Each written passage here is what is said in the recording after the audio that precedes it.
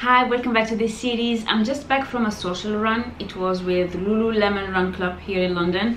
I will tell you more about social runs and other types of runs that I do, but for today's video I wanted to focus on my shoe rotation, and that's something that I didn't necessarily think I'd be doing because I thought I'd probably have one pair of running shoes and that's how I would go about it for my running journey. However, I ended up having more, some intentionally, some unintentionally, and I wanted to run you through my thought process and how much use I got of these. So let's get started.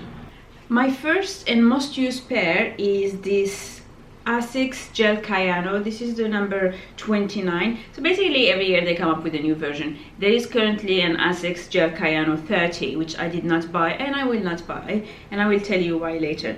But the thing that you will notice in this is that it has this little gel around here. One of the first things that I needed to do was to make sure that I had shoes that provided support. Now, depending on how your foot hits the floor when you're running, you can be classified as neutral, supinator, or pronator. I happen to be mildly overpronating. It's not something where I think it's permanent. I think that at least for my case, as my legs and tendons and everything gets stronger, I should be able to get away with some neutral shoes in a year or two. But for now, I wanted to make sure that I had the shoes that provided the right stability for me. You can tell this by, you can Google foot pronation and you will have various charts that show you details of that. Asics tends to have a good chart of that, but you can find many pictures and just take one of your normal shoes, you want very worn out shoes, and look at the sole to see where it is worn. That gives you an idea of how your foot hits the ground. Obviously there are some variations because the way you walk is not necessarily correlated or the same proxy as how you're going to run. So the gold standard would be to go to a running shop and get on a treadmill and have somebody film you and observe your ankle and everything. But yeah, so once you figure that out, then you can start to look for what shoes work for you. Now, in my case, I needed stability shoes. I also tend to have very, I like cushioning. So usually whenever you're looking for shoes, especially if you're going to be running more than your typical 5K, you want to either consider how much cushion you have, which is basically that running on a cloud type of feeling, versus how much responsiveness you have, which is just how much bounciness and propelling you get off of the ground. In my case, I wanted something that had the stability but also the cushioning, because I've had issues in the past where when I would be just walking, we're not even talking about running, just walking, I would have some pain in my foot. It's something where I know I have very sensitive feet. I also knew that given the state of my musculoskeletal system at the time when I decided to start running, that I needed all the help that I could find with getting the support that I needed. So these are high cushioning shoes with stability, so they wouldn't be your fastest shoes. I think they're quite durable. These ones I have run 180 kilometers, and I do plan potentially in this series to do a review of shoes whenever I've run 200 kilometers in them. But they're not super shoes. They're very unexciting, but they're very good support. Now, with this type of cushioning, what you get is a slightly heavier shoe. Now, it's not like I cannot run in this, but some of the faster runners might actually feel that this starts weighing them down, especially when they get to 15 or 20 kilometer type of runs. I'm not there yet, so whenever I have any run that is over an hour, this is effectively the shoe that I will be taking. Now, when I started running, this was my do-it-all type of shoe. So I took it for every run, whether it was 20 minutes or an hour. Then with time, I ended up adding some more shoes to my rotation, so we will move on to the next ones. The next pair of shoes that I have is also from Asics. This is the GT 11000. It's also stability shoes, so you can see this this little bit in here. Not all shoes that are stability shoes will have a visible part. This is a very old school way of doing it. Sometimes it will not tell, but you can just tell from the websites. They will explain it, especially if you use a shoe finder type of function, or if you go to a store, which is usually the better option. Then you can say that I need stability. This one, here is what happened. These were not meant for running. I mean, they are running shoes, but what happened is that after running in these, I realized that it was the first time that my feet did not hurt, that I did not get cramps, that my knees didn't hurt as much. And that was quite the discovery for me, because typically whenever I walked, I ended up having issues with my knees. So what I did is that I thought, what if I went to the Asics store and I bought similar stability shoes to correct for my pronation, but with the least cushioning possible. And the intention was for me to use them as my commuting shoe. So actually I ended up buying this pair, and then a month later, because I liked them so much, I ended up buying this pair too. And for a period of time, these were my commuting shoes. So I would use them to walk to the office, which was quite a bit of waste for running shoes, but honestly they gave me so much comfort that it was, at the time, it was worth it. And these are a lot more inexpensive than my Kayanos. So my Kayanos, when I bought them full price, which since then I haven't really done. My walking shoes, I also bought them full price. And then I discovered, once I realized exactly what I needed, I just started getting better at buying shoes. So because this was the exact same model and I didn't care about the colors, I ended up buying these when they went on sale, and all the other shoes that I had afterwards were discounted shoes. But it was because I got into the level where I was able to do my research quite extensively, because I knew what I looked for in a shoe.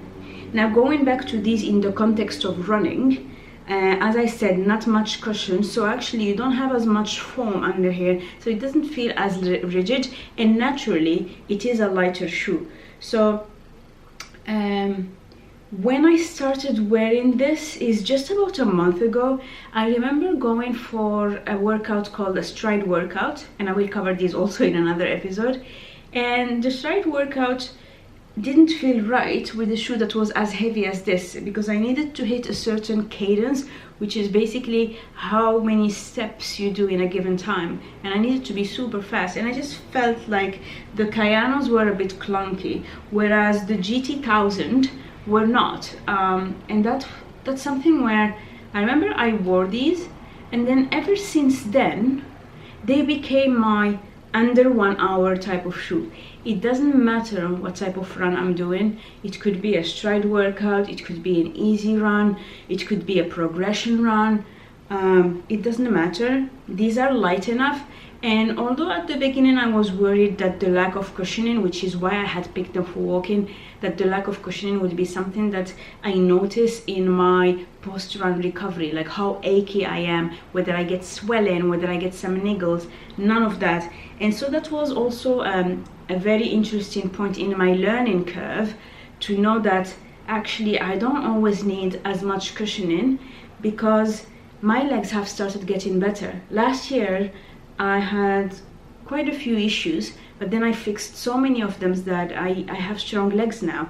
And part of that is impacting how much help do I need from my shoes. So we covered the Kayanos and the GT 1000, so that was my 3 pairs. I have 2 more pairs, and they are also in the order in which I bought them. Now, this 4th pair is really a wild card. This is from New Balance actually, and there is something that's taken the world of running by storm a few years ago, which is the trend of super shoes. These would be shoes that were very high, that had very high stack, that had certain foam type of characteristics, and that had something called a carbon plate, which the combination of the foam and the carbon plate meant that you had a very high level of bounciness and that you felt less fatigued as you run. And there were quite a few records and personal bests hit with these types of shoes. It was getting ridiculous over time, and so at some point a certain stack height was banned. So these are a 47 millimeter stack height, which technically makes them illegal for elite runners, because to prevent that, think of it as when in the Rio Olympics all the swimmers were wearing these super suits and were breaking these records because they had better buoyancy.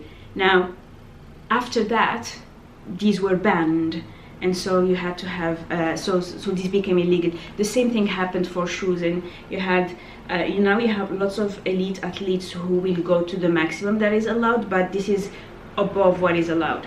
Now these super shoes or race day shoes, etc., are super expensive because of the technology that is in it, but also partly the hype that surrounded the records being broken. A lot of the company, it started first with Nike, the Vaporfly, etc., but a lot of companies now boast their own super shoe, and these go for $220, $250. I mean, even On has one for about 300 pounds, which, you know, I made the decision to not buy a super shoe for race day, because one other thing that people don't take into consideration is that a normal shoe, you could have it for 200, 300 miles. Manufacturers sometimes seem to be thinking in miles, but whereas a super shoe, for it to retain its design and its bounce, etc., you can only have it for 100 miles. That's what it's been designed for. Obviously your normal jogger who wants to have a 250-pound shoe might run them way more than that, but that's what they were designed for. And while I'm never shy from spending a lot of money on anything, I do have a certain rationale in everything that I spend, and cost of wear can be a factor in a lot of things. And for me, for an athlete of my level, having super shoes that last 100 miles is not worth it in terms of cost per wear, but also in terms of the marginal gains to performance. So that's on the super shoe. This technically qualifies as a super shoe, but it's not for race day. So what New Balance did is that they brought up a series of 3 shoes. One is a speed shoe, one is a race shoe, and this one is the training companion. It has foam, and this foam is extremely soft. It's like walking on a cloud. And then it has a carbon plate, but this is meant to be for your very, very long runs, when you're training, your legs are super tired, etc. And that's exactly what I bought it for. Now, because I'm not the greatest athlete out there, I will have days when my legs are just too tired. And because I decided to be serious about my training, I know that there will be probably a training once every week or other week where I just cannot be bothered. And that's when these come into play. They will help me run on very tired legs. I've taken them for 2 runs. I don't take them too often because one of the things about the carbon plates is that it changes the biomechanics of how you run. And so many people actually who run exclusively in carbon plated shoes tend to develop certain injuries. A lot of running physios are currently seeing new types of injuries simply because people don't save the carbon plated shoes for specific types of run, but they just decided that because they can afford it, they will run all their runs in carbon plated shoes. And there is an element of rigidity that comes from the carbon plate that changes the mechanics of your stride, and that's what I don't want.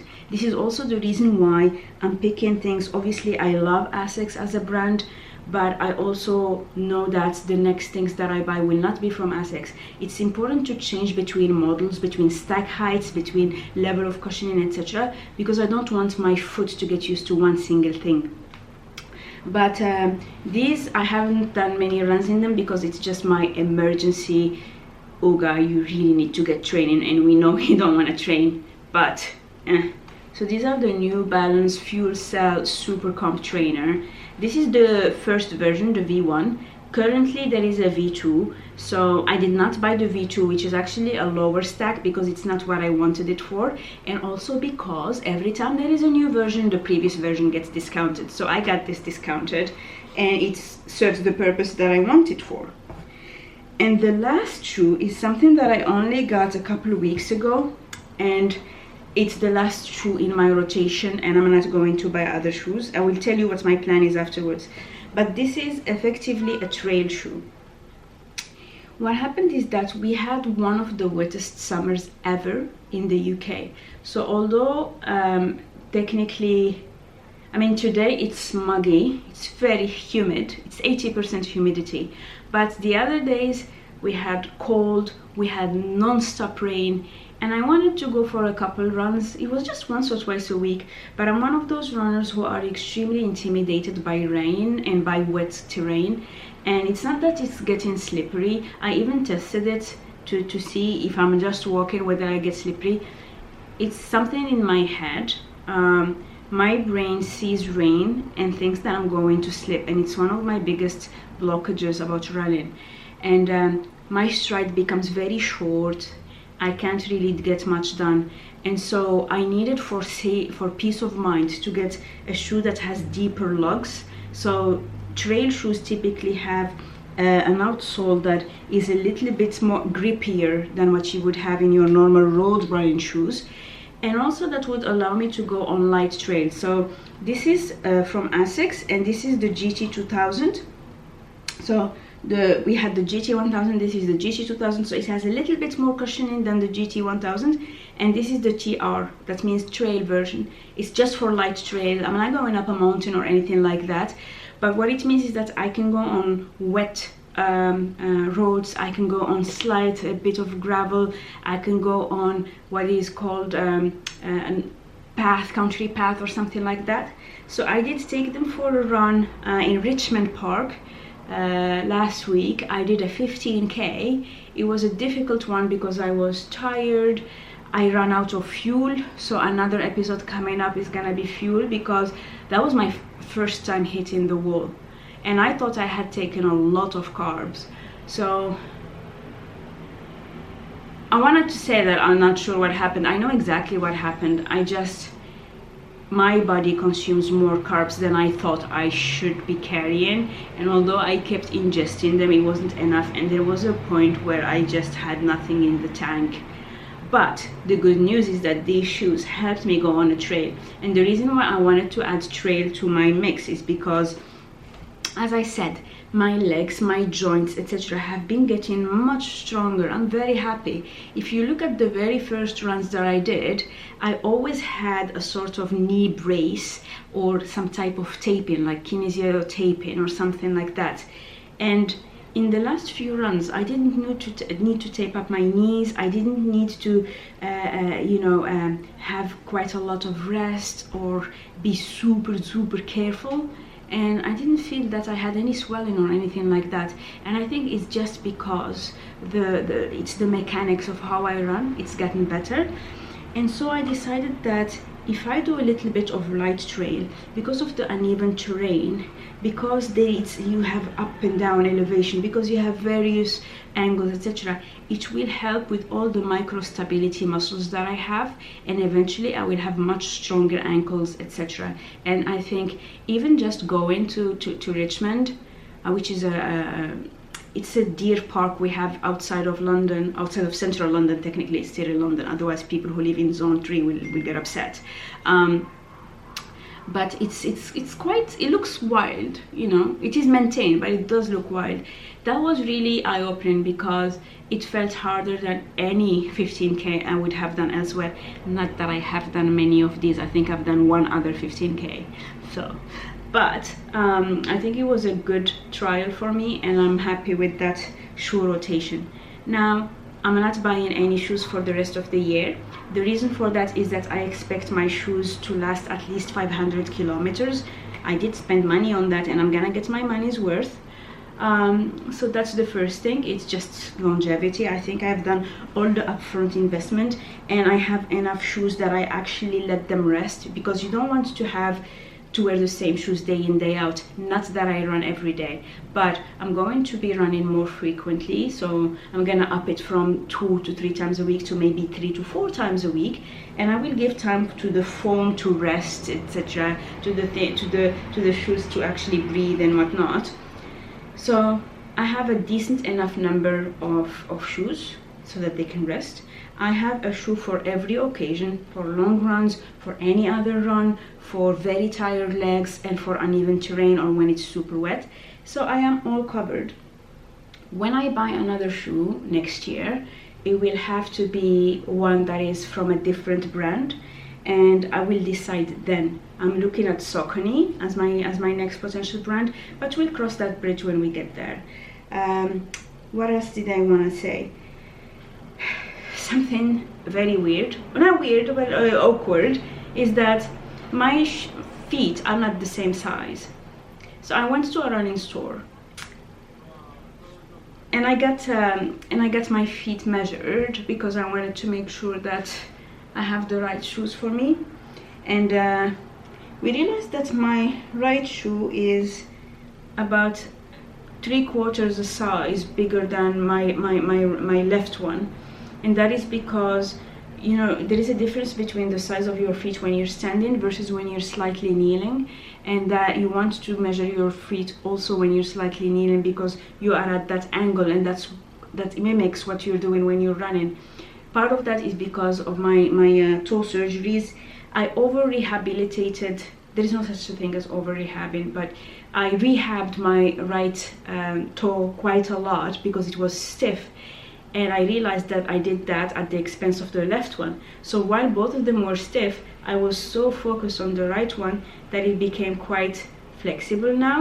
Not full range, but still quite flexible. Whereas the left one is still stiff, which means that when I move, my right one actually goes a little bit further, whereas my left one is still super stiff, so it's not moving.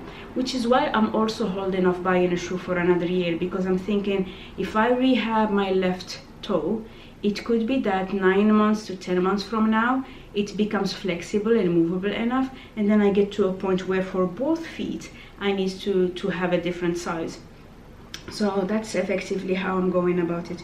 My UK size in dress shoes is 5, UK 5.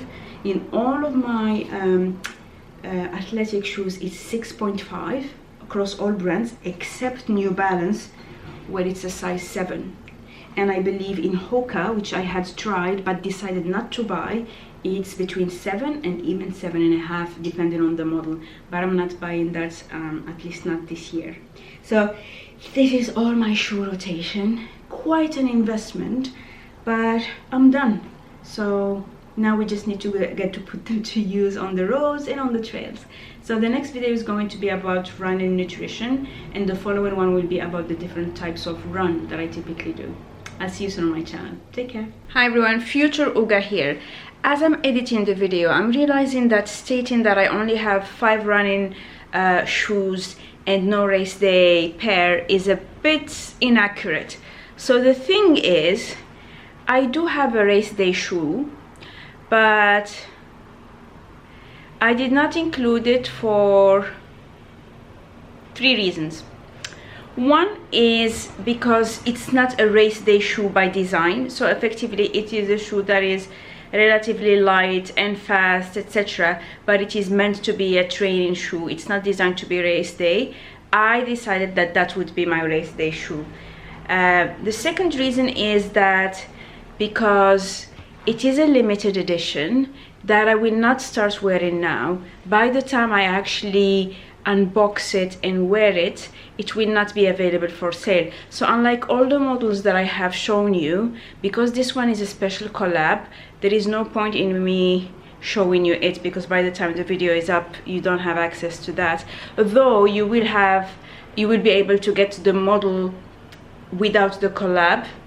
This is one of the few exceptions where I paid the full price for the collaboration, but you can have it for half that price later on. So once I reveal it, you will know. And the third reason why I'm not revealing it is simply because I am not going to start using it anytime soon. So when I started my program for my half marathon, I did say that I had ABC goals. Now, my watch, my Garmin watch, depending on my performance every time that I go for a run, it has a race time predictor. So I just click on it and it tells me my predicted time for different distances, like how much I could run a half marathon in, a 5K, a 10K, etc.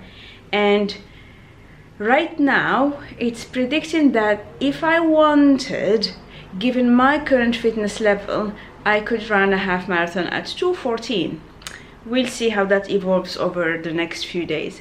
However, what I have promised myself is I will get that pair of shoes, and also I have a special outfit the day that my watch finally shows that I can run a half marathon in 2 hours.